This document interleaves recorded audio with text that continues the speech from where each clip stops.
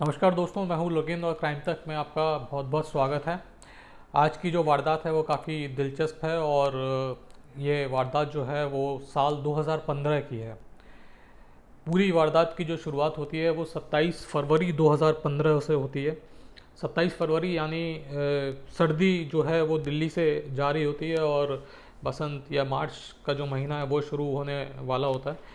तो 27 फरवरी की सुबह करीबन 10 बजे जो पुलिस कंट्रोल रूम था उसको एक कॉल मिली और कॉल करने वाले ने ये बताया कि एक लाश है, वो गीता कॉलोनी फ्लाईओवर, ये ईस्टर्न दिल्ली में पड़ता है और ये सेंट्रल दिल्ली और ईस्ट दिल्ली जो है उनको जोड़ता है।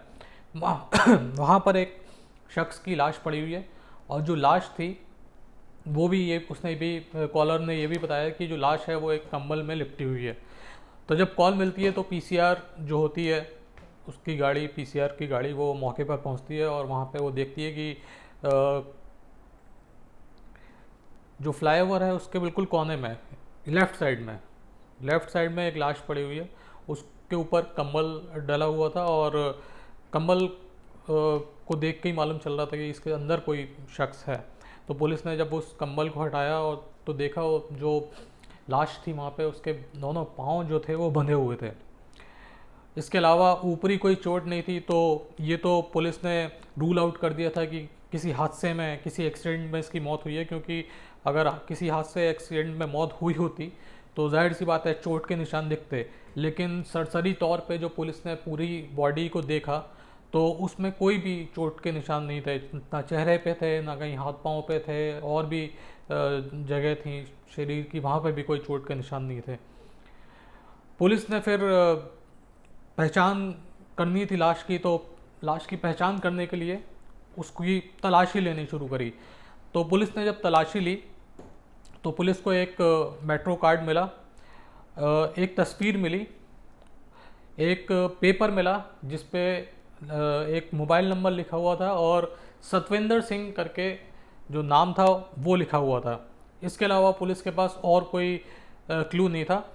और जो मरने वाला था, एक जो सुराग जो था, जो एक टैटू था, वो उसके हाथ पे गुदा हुआ था और उस पर लिखा हुआ था आई लव यू स्वीटी। तो ये कुल मिला के तीन चार जो चीज़ें थी सुराग के नाम पे वो पुलिस को मिली थी। एक मेट्रो कार्ड, एक मोबाइल नंबर, एक नाम और एक तस्वीर। तस्वीर जो थी वो उसी शख्स की थी जिसकी लाश मिली थी। तो अब पुलिस ने जो लाश थी उसको पोस्टमार्टम के लिए भिजवा दिया और पोस्टमार्टम रिपोर्ट का इंतज़ार करने लग गई कि आखिर जो मौत की वजह है वो क्या है। पुलिस ने अपनी तफ्तीश की जो शुरुआत थी वो जो एक कागज़ का टुकड़ा मिला हुआ था जिस पे एक नंबर और नाम लिखा हुआ था, उस मोबाइल नंबर को पुलिस ने डायल किया और जब पुलिस ने उस मोबाइल नंबर को डायल किया तो वो स्विच ऑफ आ रहा था। अब पुलिस की एक जो उम्मीद थी, तफ्तीश उसने शुरुआत की थी, पुलिस को उम्मीद थी कि ये जो मोबाइल नंबर है इस पर हम लोग डायल करेंगे तो हो सकता है कि ये जो भी मोबाइल है वो ऑन हो और इस नंबर से कोई सुराग मिल सके, इस नंबर से कनेक्ट कर सकें कि लाश किसकी है। तो अभी तक ये क्लियर नहीं था कि ये लाश जो है वो किसकी है। इसके बाद पुलिस को शुरुआती पोस्टमार्टम रिपोर्ट जब मिली तो उसमें पुलिस को पता चला कि ये जो बंदा है इसकी जो हत्या की गई है वो गला घोंट कर की गई है। अब पुलिस के सामने पुलिस को एक चीज़ और मिल गई पोस्टमार्टम रिपोर्ट की शक्ल में। अब पुलिस के सामने के चार, एक कहाँ जाना चाहिए, चार सुराग थे, एक तस्वीर थी, एक मोबाइल नंबर था और इसके अलावा जो हाथ पे टैटू था और पोस्टमार्टम रिपोर्ट। पुलिस ने जो मोबाइल स्विच ऑफ था उसकी कॉल डिटेल निकलवाना शुरू करी। पहले तो ये पता किया गया कि वो मोबाइल किसके नाम पे है। तो पुलिस ने जब सीडीआर निकलवाई उसकी कॉल डिटेल रिकॉर्ड तो मालूम चला कि ये जो मोबाइल नंबर है ये सतविंदर सिंह के नाम पर ही है। सतविंदर सिंह यानी जो शख्स है जिसकी लाश मिली है। इसके अलावा पुलिस को ये नहीं मालूम चला कि वो कहाँ का रहने वाला है, क्योंकि बहुत शुरुआती इनिशियल स्टेज की इन्वेस्टिगेशन थी। तो करीबन जब बॉडी मिली है उसके मान लीजिए कि 7-8 घंटे की जो इन्वेस्टिगेशन थी ये वो थी। तो बहुत प्री मैच्योर इन्वेस्टिगेशन का ये लेवल था। तो पुलिस ने ये जो मोबाइल नंबर मिला था जो स्विच ऑफ आ रहा था जिस पे पुलिस ने कॉल किया था वो सतविंदर का ही था। तो पुलिस ने इसकी सीडीआर निकलवाई और ये भी मालूम चला कि ये जो बंदा है इसका नाम सतविंदर है, लेकिन ये कहाँ का रहने वाला है इस तरीके से जो जो पहचान थी वो नहीं हो पा रही थी।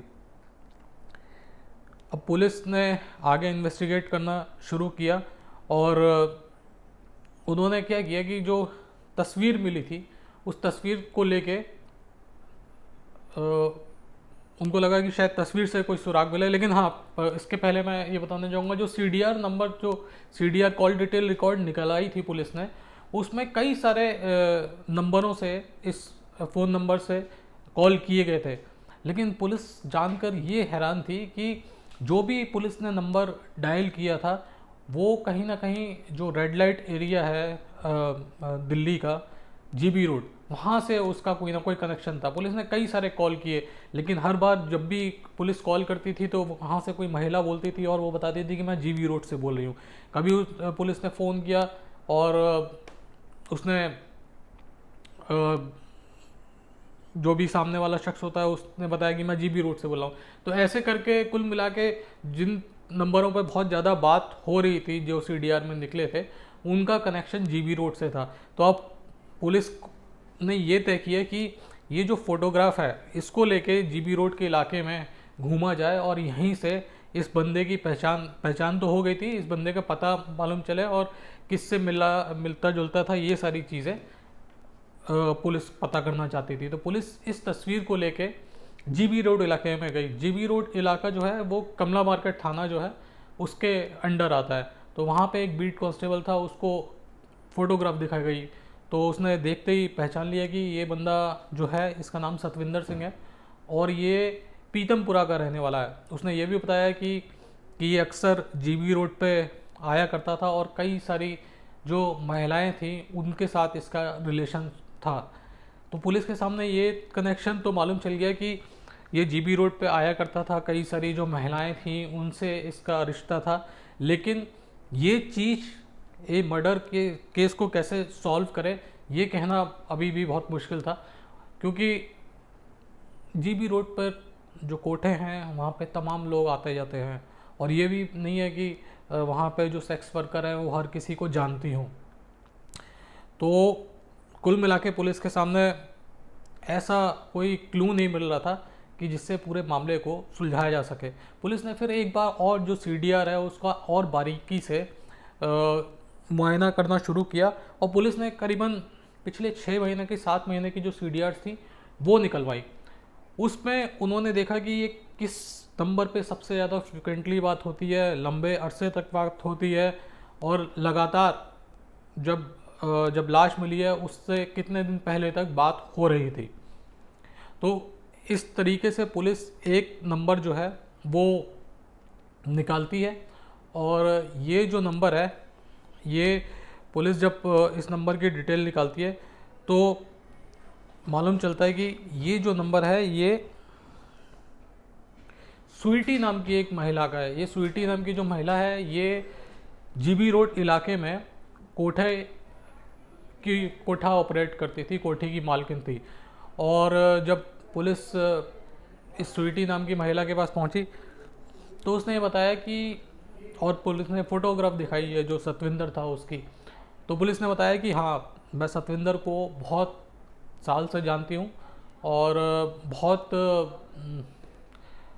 टाइम से वो मेरे पास आ रहा है। और इसके अलावा उसने ये भी बताया कि काफ़ी लंबा रिलेशनशिप रहा है दोनों के बीच में, और ये भी बताया कि काफ़ी पैसा जो सतविंदर है वो उसके ऊपर उड़ाया करता था और काफ़ी अच्छा उन दोनों का रिलेशनशिप था। तो ये सारी चीज़ें थी। फिर पुलिस ने बताया कि इस तरीके से 27 फरवरी को जो सतविंदर है उसकी लाश मिली है। और तो ये जब उसको स्वीटी को मालूम चला तो वो काफ़ी हैरान हुई और उसने बताया कि मेरा मिलना जुलना ज़रूर था और उसका आना जाना भी था। उसका जो उसकी जो फैमिली थी, जो उसकी वाइफ थी, उससे उसका तलाक हो चुका था और इसी वजह से वो मेरे पास आता था। लेकिन पुलिस को, लेकिन जो स्वीटी थी उसने ये भी बताया कि आना जाना ज़रूर था, लेकिन मुझे ये नहीं मालूम कि उसकी कैसे डेथ हुई और इसके पीछे कौन है। उसने ये बताया कि काफ़ी दिन से जो है करीबन 5-6 महीने या उससे पहले से हम लोगों के बीच में बहुत ज़्यादा फ्रीक्वेंटली जो है वो बातें नहीं हो करती, उसका आना जाना बहुत कम हो गया था। तो पुलिस ने पूछा कि इसकी वजह क्या है कि तुम्हारे यहाँ पे उसका आना जाना बंद हो गया था। तो इस पर स्वीटी ने बताया कि हमारे ही जो उसका कोठा है उस पर ही पूनम नाम की लड़की जो थी वो काम किया करती थी, और जब पूनम इस कोठे पे आई तो जो सतविंदर था उसकी नज़दीकियाँ पूनम से ज़्यादा बढ़ गईं और स्वीटी से जो नज़दीकियाँ थी वो कम हो गई। और इसी बात को लेके स्वीटी ने भी बताया कि इसी बात को लेके, क्योंकि सतविंदर पूनम के ज़्यादा नज़दीक जा रहा था, तो इसी बात को लेके मैंने जो लड़की थी उसको कोठे से निकाल दिया और उसके बाद ये शकरपुर में कहीं अपना जो है वहाँ से अपना ये जो जिस्म फरोशी का जो धंधा है वो चला रही है। और ये उसने ये भी बताया कि शायद हो सकता है कि जो सतविंदर है वो अक्सर पूनम के पास जाया करता हो। अब पुलिस के पास एक और सुराग था, तो इस सुराग पर पुलिस ने पूनम का नंबर लिया और पूनम और सतविंदर का जो नंबर था उन दोनों का भी एनालिसिस करना शुरू किया, मोबाइल नंबर था। इसके अलावा जो लास्ट लोकेशन थी जहाँ पे मोबाइल बंद किया गया था वो लोकेशन भी पुलिस ने निकाली, वो टावर कहाँ का था ये भी पता किया गया। और पता चला कि जब सतविंदर का मोबाइल बंद किया गया था तो टावर की लोकेशन शकरपुर की थी, और इत्तेफाक से ये जो पूनम थी ये भी शकरपुर की ही रहने वाली थी। और लगभग जो आखिरी बार जो नंबर आया था जिस पे सतविंदर ने फ़ोन किया था अपनी मौत से पहले, वो भी पूनम का था। तो 3-4 चीज़ें ऐसी थी जो पुलिस को शक पैदा करती थी पूनम के ऊपर, और इन्हीं सवालों को लेके, यही जितने भी सवाल पुलिस के जहन में घूम रहे थे, इन्हीं सवालों का जवाब जानने के लिए ये जो पुलिस की टीम थी, दरियागंज थाने की पुलिस की टीम जो थी वो पहुंची शकरपुर पूनम के फ्लैट पर। तो जब पूनम के फ्लैट पर पुलिस पहुंची तो उसने बोला कि सतविंदर का उसने मतलब कि कबूल किया कि मेरे पास आना जाना था और अक्सर वो आया जाया करता था, और हम लोगों के बीच में काफ़ी अच्छे काफ़ी मतलब कि नज़दीकी वाले जो थे ताल्लुक़ थे। और उसने ये भी बताया कि काफ़ी लंबे वक्त से वो मेरे पास आ रहा है। जब पुलिस ने बताया कि उसकी लाश मिली है 27 फरवरी को, तो इस बात पे पूनम ने वो कहा कि मुझे नहीं मालूम कि उसकी लाश मिली है और मेरी उससे बात नहीं हुई करीबन 2-3 दिन से। पुलिस ने ये बताया कि आखिरी बार जो मोबाइल की लोकेशन आई, जो टावर आया है वो शकरपुर का ही था। इसके अलावा जो आखिरी बार किसी से बातचीत हुई थी उनमें से तुम्हारा ही नंबर था। तो ऐसे कुछ सवाल थे जिनका जवाब जो था वो पूनम के पास नहीं था। और पुलिस ने जब क्वेश्चनिंग करना शुरू किया तो जल्दी पूनम ने कबूल किया कि उसने गला घोंट के सतविंदर का मर्डर किया था। अब पुलिस ने पूछा कि मोटिव क्या था, क्यों मारा। तो इसके बाद पूनम ने फिर एक कहानी सुनाई। उसने बताया जिस तरीके से वो पहले जीबी रोड पे काम किया करती थी, वहीं पे इसकी सतविंदर से मुलाकात हुई। इसके बाद जो स्वीटी थी उसके साथ उसकी पूनम की लड़ाई हुई, और उसके बाद जब स्वीटी ने उसको कोठे से निकाल दिया तो उसने शकरपुर इलाके में एक फ्लैट लिया और यहीं से वो अपना जो धंधा थी वो चलाती थी। और सतविंदर जो था वो एक तरीके से उसका परमानेंट क्लाइंट था, या परमानेंटली उसके पास आता जाता था, और काफ़ी जो पैसा था वो खर्च किया करता था पूनम के ऊपर। उसने बताया कि 25 फरवरी की रात को करीबन 11:30 बजे सतविंदर उसके फ्लैट पर आया, और उसने पहले ही काफ़ी सारी शराब पी रखी थी। और सतविंदर जब उसके फ्लैट पे पहुंचा तो वहाँ पर उसने जाके और शराब पी, और उसने इतनी ज़्यादा शराब पी ली कि उसको अपना होश ही नहीं था, और उसको वहीं पे फ्लैट पे रुकना पड़ा। पूनम ने ये भी बताया कि जिस 25 फरवरी को जब सतविंदर उसके फ्लैट पर पहुंचा था तो उसकी जेब में करीबन 50,000 रुपये थे, जिसमें से 2,000 रुपये उसने पूनम को दिए भी थे।